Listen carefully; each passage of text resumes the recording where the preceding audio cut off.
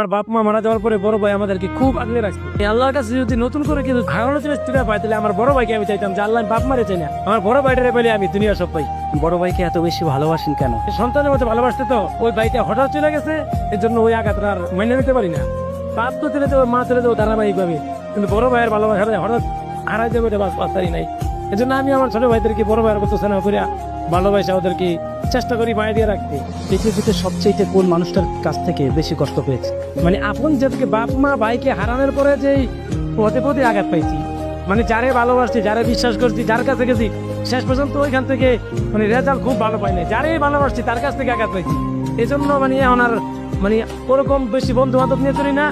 ছেলে সন্তান ভাই ভাতিজা মানে রক্তের তাদেরকে নিয়ে ঘুরি, যে ভালোবাসলেও তারা, ভালো না বাসলেও তারা। আমি মারা যাওয়ার পরে তারাই কাঁদবো, তারাই আমাকে মাটি দিবে, কবর দিবে। জন্য ফ্যামিলি নিয়ে এবং ভাই বেড়াদার আত্মীয় স্বজনকে নিয়ে থাকতে চাই, দূরের কারোর সাথে বেশি ভালোবাসতে চাই না। বড় ভাইয়ের তো স্ত্রী ছিল, সেই যে ভাবি কেমন ভালোবাসতো আপনাকে? ভাবি আমাকে অনেক ভালোবাসতো, আমি আমার ভাবিকে ভালোবাসছি। এবং আমার ভাইয়ের বড় একটি ছেলে, বড় একটি মেয়ে, একটাই মেয়ে আমার বড় ভাইয়ের, তারপরে আমার বড় ভাইয়ের এক ছেলে, তারপরে আমার বাকি 3 ভাইয়ের 8টা ছেলে। মানে একটা মেয়ে, ছেলে মেয়ে 8টা ভাই, ওরা মানে 4 ভাই মিললে ওরা 8 ভাই। আমি মনে করি এই 9টা সন্তান আমার। মেয়েটাও আমার মেয়ে না থাকলে আমি মেয়ের কিছু করতাম।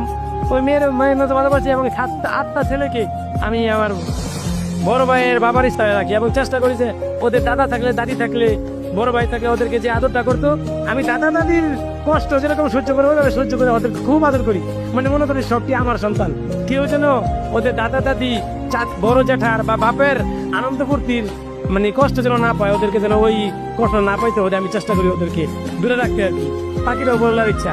আমার বড় এবং ছোট সন্তান গতকালকে বলতেছে যে ঈদ উপলক্ষে আমরা বাইতুল মুকাররম মসজিদে আগামীকালকে দুপুরে নামাজ পড়বো। আমার বাড়ি মদনপুর, চাঁদপুর ভুইয়া বাড়ি। আমার নাম মোহাম্মদ ফরমান ভুইয়া, আমার ছেলের নাম ফরহাদ ভুইয়া, ছোট ছেলের নাম আফফান ভুইয়া। ওদেরকে নিয়ে আমি আজকে বাইতুল মুকাররমের জন্য নামাজ পড়ছি। তারপরে বড় ছেলে আবদার মেট্রো রেলে উঠবে, ওদেরকে সচিবালয় থেকে মতিঝিলে মেট্রো রেলে নিয়ে আসছিলাম। আইসা আমরা স্টেডিয়াম থেকে দেওয়ার পরে আপনার পাতাল মার্কেটে ওদের কিছু প্রোগ্রাম আছে, প্রোগ্রাম করে ওদেরকে ঈদ আনন্দ দিয়ে মানে আমি পিতা হিসেবে তাদেরকে খুশি রাখতে যাচ্ছি আর কি ঈদ উপলক্ষে। মোনাজাতের মধ্যে সর্বপ্রথম আমার আপন বড় ভাই, ওনার জন্য আমার খুব দিল কাঁদে। উনি চলে গেছেন, আমার পিতাও নাই, মাতাও নাই। ওদেরকে আমি অনেক ভালোবাসি, কিন্তু এটা তো বুঝাতে পারবো না। আর আমার সবচেয়ে বেশি আমার পিতা মারা যেতে বেশি অন্তরে কাঁদে আমার বড় ভাইটার জন্য।